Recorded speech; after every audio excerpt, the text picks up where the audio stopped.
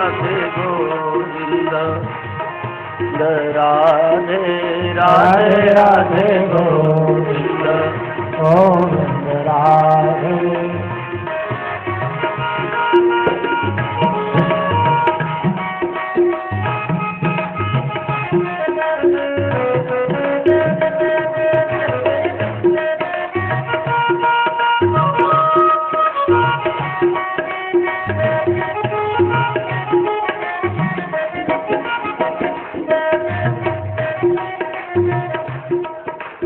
जय जय श्री राधे श्याम।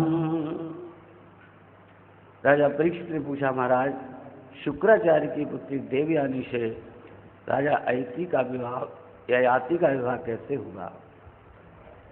सुखदेव भगवान कहने लगे, राजन बृहस्पर्वा असुर था, बृहस्पर्वा असुर था जिसका शर्मिष्ठा नाम की पुत्री थी। शुक्राचार्य जी महाराज उसके गुरु थे, दैत्यों के गुरु शुक्राचार्य हुए। तो बृहस्पर्वा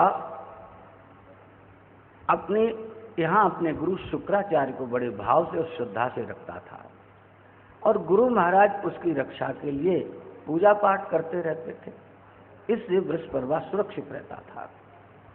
एक दिन हुआ क्या, उसकी पुत्री शर्मिष्ठा अपने हजारों सखियों के साथ और देवयानी के साथ, जो महिलाओं का सरोवर था, पहले राजा लोगों के यहाँ महिलाओं के अलग सरोवर हुआ करते, वहाँ पुरुष का वर्जन था, पुरुष नहीं जा सकते थे, और जहाँ पुरुषों का होता था वहाँ महिलाएं नहीं जाती थी। तो शर्मिष्ठा अपनी हजारों सखियों के साथ, देवयानी के साथ उस उद्यान में गई। वहाँ सुंदर एक सरोवर था और वहाँ पर वो सब अपने वस्त्रों को उतार उतार कर वहाँ स्नान करने लगे। वह अपनी मस्ती में, बच्चे सब नहा रही थी, लड़कियां नहा रही थी, अटखेलियां खेल रही थी। इतने में भगवान शंकर वृषभ ध्वज नागनी पर सवार होकर के वहां से निकले। जब वहां से निकले तो उन लड़कियों ने देखा ये तो भगवान शंकर आ रहे हैं, और जल्दी जल्दी में उन्होंने अपने अपने कपड़े उठाए और पहने। और इस जल्दी जल्दी में क्या हुआ कि शर्मिष्ठा ने देवयानी के कपड़े पहन लिए। जब देवयानी के कपड़े शर्मिष्ठा ने पहन लिए तो देवयानी ने कहा, मेरे कपड़े कहाँ गए? तब लोग की दूसरी सखियों ने कहा, ये तो शर्मिष्ठा ने पहन लिए। तो देवयानी को बड़ा घमंड था उसे कि मेरे पिता गुरु हैं और ये सब राजा मेरे पिता के दास हैं और इसकी ये पुत्री है और इसको क्या अधिकार है मेरे कपड़े पहनने का। और उसने बड़ा खरी खोटी उसको सुनाई देवयानी ने शर्मिष्ठा को, और क्रोधित होकर के वो वहां से चली गई और अपने पिता से उसकी शिकायत की जाकर के। जब देवयानी ने अपने पिता से कहा कि, और इकलौती बेटी थी देवयानी, इकलौती बेटी होने के कारण शुक्राचार्य का उस पर बहुत स्नेह था। शुक्राचार्य ने कहा, अच्छा बेटी तुम्हारा इतना अपमान हुआ है तो हम बृहस्पति के राज्य में नहीं रहेंगे और यहाँ से चलते हैं, हमें क्या जरूरत है। ये लोग सोचते हैं राजा हैं, सोचते हैं हमारे दान पर, हमारी सेवा पर ये ब्राह्मण पल रहे हैं, ये हमको इतना नीचा समझते हैं, ऐसा समझते हैं, हम क्यों रहेंगे यहाँ, हम नहीं रहेंगे।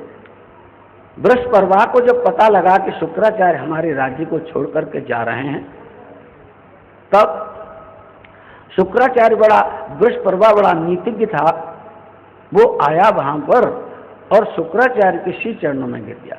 वो जानता था शुक्राचार्य अगर चले जाएंगे तो मेरा राज्य भी चला जाएगा, क्योंकि शुक्राचार्य के कारण ही मेरा राज्य बचा हुआ है। उसने बड़ी अनुनय विनय की कि महाराज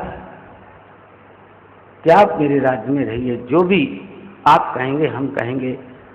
शुक्राचार्य ने कहा, महाराज आप मेरी पुत्री से बात कर लीजिए, देवयानी से, वो क्या कहती है। बृहस्पति ने देवयानी से बात की। देवयानी ने कहा मैं एक ही शर्त पर मान सकती हूँ, क्या? कि जब मेरा विवाह होगा तब तुम्हारी पुत्री मेरी दासी बन करके जाएगी और मेरा दासत्व का काम करेगी। एक दिन देवयानी, और देवयानी को बृहस्पति पुत्र कच्छ का शाप लगा हुआ था। बृहस्पति महाराज का पुत्र कच्छ शुक्राचार्य के पास जो संजीवनी विद्या का ज्ञान था, शुक्राचार्य को संजीवनी विद्या का ज्ञान था कि आदमी कोई अगर मर जाता था तो दोबारा उसको जीवित कर देते थे। वैद्य यहाँ बैठे हुए हैं तो वैद्य के लिए तो ताली बजाएंगे ही, भाई बजा लो तुम भी।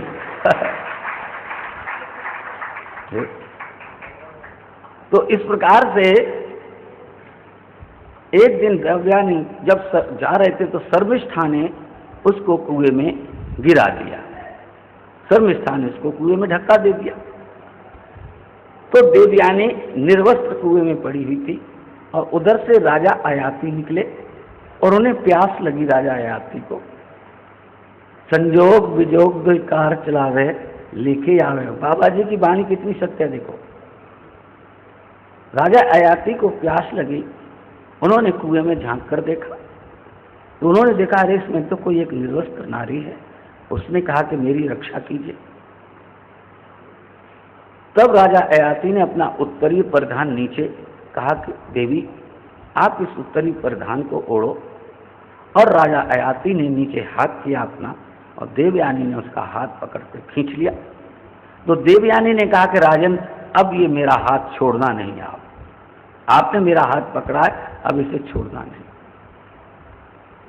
तो राजा ने कहा कि आप कौन हैं देवी? आपको देखकर ऐसा लगता है कि आप कोई ब्राह्मण पुत्री हैं। बोले हाँ, मैं शुक्राचार्य की पुत्री देवयानी हूँ। तो हमारा और आपका विवाह कैसे हो सकता है? मैं क्षत्रिय हूँ और आप ब्राह्मण हैं। देवयानी ने कहा कि विधि का यही विधान है महाराज कि मुझे बृहस्पति पुत्र कच्छ ने शाप दिया हुआ है कि तुम्हारा विवाह किसी ब्राह्मण से नहीं होगा। इसलिए महाराज हमारा और आपका ये संबंध लिखा हुआ है।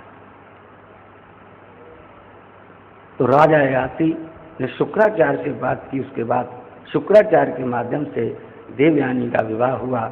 जब देवयानी का विवाह हुआ तो बृहस्पति ने जो देवयानी ने शर्त रखी थी उसके माध्यम से देवयानी के साथ में शर्मिष्ठा उसकी दासी बन करके गई, लेकिन वो राजा की पुत्री थी। उसने पिता ने अपनी तरफ से उसे और दासियां दे दी सेवा करने के लिए जाइए। और इस प्रकार से, लेकिन देवयानी ने राजा अयाति से कहा कि आप मेरे अतिरिक्त और किसी स्त्री पर नजर नहीं डालेंगे। मेरे अतिरिक्त तो आपकी नजर और किसी स्त्री पर नहीं जानी चाहिए। उसके मन में चोर था कि शर्मिष्ठा राजकुमारी है, वो भी सौष्ठव न विहोवना, और उसी के साथ की तो है। आप सोचो कि राजा क्षत्रिय है और शर्मिष्ठा भी न विहोना, तो कैसे ऐसे हो सकता है कि राजा की नजर उस पर न जाए? अवश्य जाएगी। और यही हुआ। और बाद में कहते हैं उस देवयानी के भी पुत्र हुए, 2 पुत्र हुए देवयानी के, और शर्मिष्ठा के 4 पुत्र हुए। शर्मिष्ठा के 4 पुत्र हुए और देवयानी से 2 पुत्र हुए। आगे चल जब ये हुआ, एक दिन उसने जहां शर्मिष्ठा रहती थी, देवयानी ने अपने महल की छत पर चढ़कर देखा कि शर्मिष्ठा के महल में ये कौन बालक खेल रहे हैं, बड़े सुंदर बालक हैं ये। तो उसने अपने दासियों से पता लगाया कि ये शर्मिष्ठा के महल में, आंगन में ये किसके बेटे, कौन खेल रहा है। दासियों ने पता लगा के कहा कि देवी ये तो शर्मिष्ठा के पुत्र हैं और राजा अयाति से ही इनका जन्म हुआ है। और जब ये सुना देवयानी ने, तो देवयानी को बड़ा क्रोध आया। और देवयानी को इतना क्रोध आया कि वो पैर पटकती हुई अपने पिता के घर शुक्राचार्य के घर गई। शुक्राचार्य ने पूछा बेटी क्या हुआ? कि जो नहीं होना था पिताश्री वही हुआ। और उसने सारी बात बता दी और कहा कि अब मैं वहां नहीं जाऊं। आप देखिए कभी कभी बड़े बड़े महापुरुषों से भी गलतियां हो जाती हैं, और जब इस प्रकार से देवयानी शुक्राचार्य के पास गई और शुक्राचार्य इधर राजा अयाति देवयानी को मनाने के लिए उसके साथ साथ आए और शुक्राचार्य के पास पहुंचे, और जब शुक्राचार्य से अयाति मिले उन्होंने बड़ी अंगय विनय की, लेकिन श्री शुक्राचार्य ने उन्हें शाप दे दिया कि आपने हमारी पुत्री के साथ ऐसा, जाओ तुम नपुंसक हो जाओ, ऐसा शाप दे दिया राजा अयाति। जब राजा अयाति को ऐसा शाप दे दिया तो राजा अयाति ने कहा कि हे महाराज, आपने ये सोच समझ करके आपने शाप नहीं दिया, शाप तो दे दिया, इससे तो आपकी बेटी को ही नुकसान है, आपकी बेटी को ही हानि है। तब जब शुक्राचार्य की बात ये समझ में आई, बात तो बात सही बात है, मैंने शाप तो दे दिया गुस्से में, लेकिन राजा अयाति ने कहा कि इससे तो आपकी बेटी को ही हानि है महाराज, तब क्या किया जाए। तब शुक्राचार्य ने कहा अगर तुम्हारा कोई पुत्र तुम्हें युवावस्था देता है तो आप उसकी युवावस्था ले लो, संकल्प करके उसकी युवावस्था ले लो। और तो पुत्रों ने मना कर दिया। उनका छोटा पुत्र था पुर, जब उससे उन्होंने कहा कि बेटा मेरा मन अभी संसार के भोगों से तृप्त नहीं हुआ है, इसलिए तुम अपनी युवावस्था मुझे दे दो। पुत्र ने कहा कि ठीक है पिताश्री, मैं चाहता हूं कि मेरी युवावस्था मेरे पिता के काम में आए, मैं आपका पुत्र हूं, आपके माध्यम से मेरा जन्म हुआ है, मैं आपकी सेवा करना चाहता हूं। और जैसे ही पुर ने संकल्प किया, उनकी युवावस्था राजा अयाति को मिली और उनका पुत्र जो पुर था वह वृद्धावस्था को प्राप्त हो गया, वह बूढ़ा हो गया। श्री सुखदेव भगवान कहते हैं कि राजन, इसका बहुत वर्ष तक इस प्रकार के सुख भोग भोगते भोगते एक दिन अयाति को बड़ा वैराग्य पैदा हुआ। हाय रे हाय, मुझे देखो, मैंने अपने पुत्र की युवावस्था को ले लिया और पुत्र की युवावस्था को लेकर के अभी मैं भोगों में रत हूँ, मेरी इंद्रियां कैसी दुष्ट हैं, और उन्हें परम वैराग्य हुआ, परम गिलानी अपने जीवन से हुई। अपने पुत्र को उन्होंने बुलाया और बुला करके कहा कि पुत्र, तुमने अपनी युवावस्था दे करके और मेरे साथ इतना बढ़िया आपने जो मेरी हजारों वर्ष की आपने सेवा की, इसलिए मेरा पता तृष्णा ये बढ़ती ही जा रही है, इसलिए अब मैं अपने मन को ब्रह्म में लगाऊंगा और निर्द्वंद निरंकार होकर के विचरण करूंगा। मुझको मनुष्यों और स्त्री पुरुषों में रहने की अब मुझे बिल्कुल रुचि नहीं। इस कथा का तात्पर्य ये है कि हम निरंतर कितने ही भोगों में रत हैं, एक समय ये आता है कि मनुष्य की उसमें अरुचि पैदा हो जाती है, और अरुचि पैदा हो जाने पर उसका मन वैराग्य से भर जाता है। इसी से प्रकार से अयाति ने इस प्रकार देवयानी से कहा कि देवयानी, अब मेरा मन इन भोगों में नहीं रमता, मैं अब भजन करना चाहता हूँ, नाम जप करना चाहता हूँ।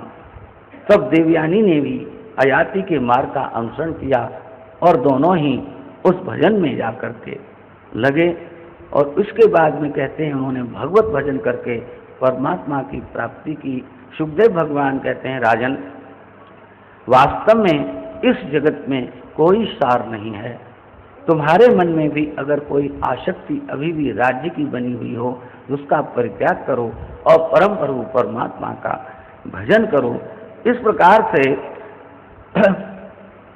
अंत में देवयानी ने भी अपना मन भगवान में लगा दिया।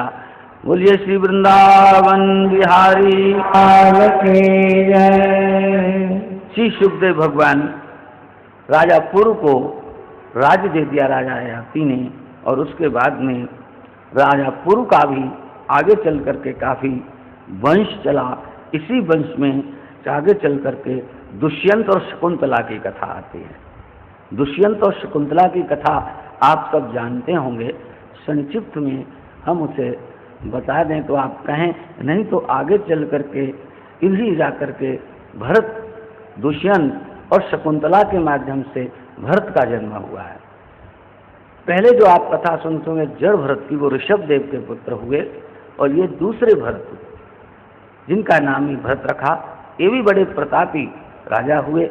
शकुंतला और दुष्यंत के माध्यम से भरत का जन्म हुआ, और ये भरत ऐसे प्रभावशाली राजा तो बचपन में ही इनमें ऐसा वीरत्व था कि सिंह के बच्चों को पकड़कर, सिंह को पकड़कर उनके दांतों को गिना करते थे। इनके नाम पर भी कहते हैं भारतवर्ष का नाम पड़ा। ऐसे दुष्यंत और शकुंतला भी, ये भी चंद्रवंश में इनका इस प्रकार का वर्णन है। इसी तरह से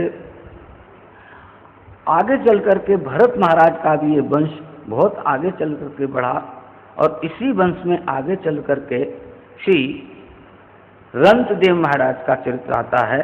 रंतदेव महाराज का जो चरित्र है वो बड़ा अच्छा है। जैसे अम्बरीश महाराज का आपने चरित्र श्रवण किया, बिल्कुल वैसे ही श्री रंतदेव का चरित्र है। रंतदेव चक्रवर्ती सम्राट हुए हैं, लेकिन वो ऐसे राजा हुए, प्रजा से जो टैक्स मिलता था, जो कर वसूला जाता था या कर मिलता था, उसको वो अपने प्रयोग में कभी नहीं लाते थे। प्रजा से जो कर मिलता था उसका कर प्रजा के ही हित में लगा देते, प्रजा का जो धन था प्रजा के हित में ही लगाते थे, और अपने लिए जो धनोपार्जन अपने परिवार के लिए करते थे, जो राजा में गुण थे उन गुणों के माध्यम से उनका जो पारिश्रमिक उन्हें प्राप्त होता था, उसी से वो अपने परिवार का पालन पोषण करते थे। परम धर्मज्ञ रंतदेव थे। एक बार ऐसा हुआ, राज्य में दुष्काल पड़ा और उन्हें 48 दिन तक भोजन नहीं मिला राजा रंतदेव को। एक दिन कदाचित उनके पास भोजन आया। जब वो भोजन करने के लिए अपने परिवार को बैठे थे, परिवार का भोजन कराने, कहते हैं उसी समय एक ब्राह्मण आ गया, और ब्राह्मण ने कहा कि राजन मैं बहुत भूखा हूँ, मुझे भोजन चाहिए। रंतदेव ने मुस्कुराकर हंसकर ब्राह्मण का आदर किया कि प्रभु आप परमात्मा के ही रूप में ब्राह्मण बनकर मेरे पास आए हैं, और भर पेट करके राजा रंतदेव ने उस ब्राह्मण को भोजन कराया। रंतदेव बड़े प्रसन्न हुए, आनंदित हुए, कहा देखो आज ठाकुर जी ने ही ब्राह्मण बनकर हमारे यहाँ प्रसाद में। उसके बाद थोड़ा बहुत जो भोजन बचा, रंतदेव महाराज ने सोचा कि अब मैं इस भोजन का करूं, तो कहते हैं कि उस समय भोजन करने के लिए एक ऐसा चांडाल आया, कहता है कि महाराज मैं भी भूखा हूँ, मेरे साथ जो कुत्ते हैं वो भी भूखे। रंतदेव ने कहते हैं उसको भी भोजन कराया, और उसके जो कुत्ते थे चांडाल के, उनको भी भोजन कराया। रंतदेव उसमें भी प्रसन्न हुए। उनके बाद थोड़ा सा शेष जल बचा, उन्होंने सोचा कि चलो परम प्रभु परमात्मा, ये मैं उनका जल ही पी करके आज मैं आनंद में रहूँगा। लेकिन उसी समय कहते हैं एक कसाई आया और उसने कहा राजन मैं तो बहुत प्यासा हूँ और कई दिन से मैंने पानी नहीं पिया है, इसलिए कृपा करके आप मुझे ये जल पिलाइए। रंतदेव बड़े प्रसन्न हुए और आनंदित हुए। कहते हैं उन्होंने वो जल उस कसाई को पिला दिया और बड़े प्रसन्न हुए। और उन लोगों के दुख को देखकर रंतदेव महाराज ने भगवान से प्रार्थना की कि हे प्रभु, आप अगर मुझे कोई देना चाहते हैं, मुझे तो ऐसा दें कि जितने ये दुनिया के प्राणी हैं इनके अंदर मैं बैठ जाऊं। तो भगवान वहाँ प्रकट हुए कि रंतदेव, इनके अंदर तो मैं पहले से ही बैठा हुआ हूँ सबके अंदर, और तुम आकर बैठ जाओगे तो क्या फायदा होगा। तो उन्होंने कहा महाराज आप बैठे हुए, आप आनंद स्वरूप हैं, आप अपने आनंद में निमग्न रहते हैं, लेकिन ये लोग आप बैठे हुए फिर भी दुखी हैं, सब अपने दुखों से परेशान हैं, निरंतर परेशान हैं। बोले तुम बैठ जाओगे तो क्या होगा। बोले अगर मैं बैठ जाऊंगा तो मैं इन सारे के दुखों को अकेला मैं झेलता रहूंगा और मैं आनंद में रहूंगा। इसलिए प्रभु मैं ये चाहता हूं कि मैं इन सबके अंदर बैठ जाए। ऐसे रंतदेव का भाव सुनकर कहते हैं वहाँ वो न वहाँ कोई ब्राह्मण था, न कोई चांडाल था, न कसाई था, वो तीनों ब्रह्मा विष्णु महेश तीनों वहाँ प्रकट हो। भगवान की जय, त्रिदेव भगवान की जय। उन्होंने कहा राजन, न यहाँ कोई ब्राह्मण आया था, न कोई चांडाल आया था, न कोई कसाई आया था। हम तीनों ही ये रूप धारण करके आपके पास आए थे। हे राजन, आप जैसे राजा अगर इस विश्व में हो जाएं तो निश्चय ही प्रजा सभी आनंदित होते, सुखी। इन कथाओं से हमारे देश के जो राजा हैं अगर वो कुछ सीख सकते हैं तो अच्छी बात है। हमारा देश बहुत अच्छा देश है, यहाँ की प्रजा का पालन पोषण अच्छी तरीके से हो, बढ़िया बात है। तो सुखदेव भगवान कहते हैं राजन परीक्षित, इसी चंद्रवंश में आगे चल करके बहुत बड़ा मुद्गल पुत्र दिवोदास हुए, फिर उनके च्यवन हुए, उनके सुदास हुए, सहदेव हुए, ये सौमक 4 पुत्र हुए।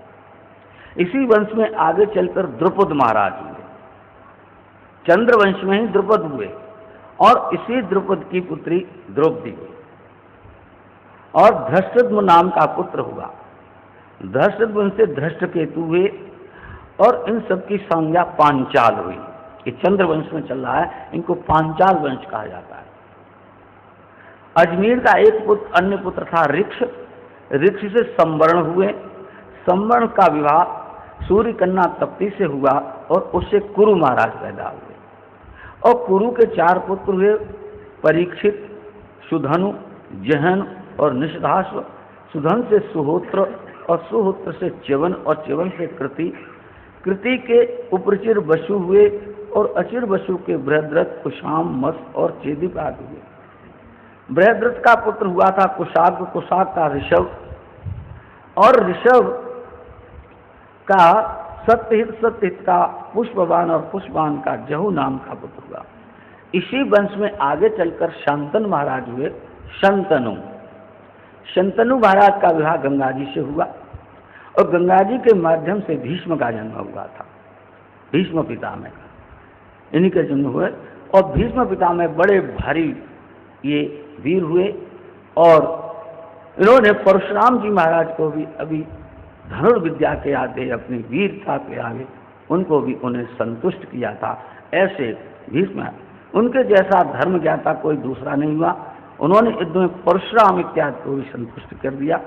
शांतनु द्वारा ही दास अर्थात केवट की कन्या सत्यवती के, उसी के कन्या उसके चित्रांगद और विचित वीर का जन्म हुआ। चित्रांगद को उसी के नाम भारी गंधर्व ने युद्ध में मार दिया। शंतनु के विवाह के पूर्व ही पाराशर से सत्यवती के द्वारा व्यास की उत्पत्ति हुई थी। जो सत्यवती है, इससे पहले पाराशर के माध्यम से व्यास महाराज की उत्पत्ति हो चुकी है। और इस प्रकार से उन्हीं व्यासदेव का पुत्र सुखदेव भगवान कहते मैं हूं। हे परीक्षित, उन्हीं व्यासदेव का पुत्र मैं हूं जो तुम्हें ये भागवत की कथा में सुना रहा हूं। उन्होंने अपने पहलाद शिष्यों को तो वेदांत का अध्ययन कराया, लेकिन श्रीमद् भागवत उन्होंने मुझे पढ़ाई। शंतनु के दूसरे पुत्र विचित्रवीर्य ने काशीराज की कन्या अंबिका और अंबालिका से विवाह किया, जिनको स्वयंवर से भीष्म जी बलपूर्वक ले आए थे। एक बात बड़ी ध्यान देने योग्य है, काशी आज की नहीं है जिस काशी में आप जाते हैं। काशी अनादिकाल से चली आ रही है। आप देखिए, काशी भगवान शंकर के त्रिशूल पर यह बसी हुई है। काशी अनादिकाल से चला, सतयुग से आप इसको देख, और आज भी वो काशी है। ये जो काशी नरेश का जो वंश चला आ रहा है, ये भी अनादिकाल से चला आ रहा है। पांडव काल में भी ये काशी नरेश की अंबा, अंबिकालिका, ये तीनों कन्याएं थी, जिसको भीष्म पाप जबरदस्ती स्वयंवर से जीत करके ले आए थे, क्योंकि इनकी तो प्रतिज्ञा थी कि मैं शादी नहीं करूंगा। तब उन कन्याओं ने शाप दे दिया था, और यही कारण था वो शिखंडी का जो शाप दिया था कि जिस दिन हमारे सामने कोई शिखंडी आ जाएगा तभी मेरा मृत्यु होगा। तो ये काशी का जो नरेश का वंश है, आज से नहीं जला रहा है। इसकी आप और कथाएं आगे चल करके सुनेंगे, काशी नरेश वंश की। कृष्ण काल में भी काशी नरेशों की कथाएं आएंगी, और ये भीष्म का तो कृष्ण काल के ही हैं। तो ये भी एक अद्भुत बात है कि आपके देश में ये काशी है, अयोध्या है, ये बड़े पुराने नगर हैं, और ये मथुरा है, ये बड़े बड़े पुराने नगर हैं आपके। बोलिए श्री वृंदावन बिहारी। के जय, गुरुदेव भगवान के जय। सत्संग में आगे खिसकर आना बढ़िया बात है। जो लोग पीछे बैठे हैं वो आगे खिसक कर आ सकते हैं, जिससे दूसरों को भी जगह मिल जाए। सत्संग में आगे खिसक कर आना बढ़िया बात है। हाँ, दूसरी चीजों में आगे खिसक कर आना बुरी बात है। सत्संग में आगे खिसक कर आना बड़ी अच्छी बात है, सीखना चाहिए। कोई आपको कहे सत्संग में कि आगे आ जाओ तो तुरंत आ जाना चाहिए, वैसे तो अपने आप ही आगे आकर के बैठ जाना चाहिए। राधा गोविंद भगवान की, श्री गुरुदेव भगवान की जय। जय श्री राधे। वैसे आपने ये सब कथाएं, महाभारत जब सीरियल आया था तो उनमें सब आपने ये चीज़ें देखी हुई हैं।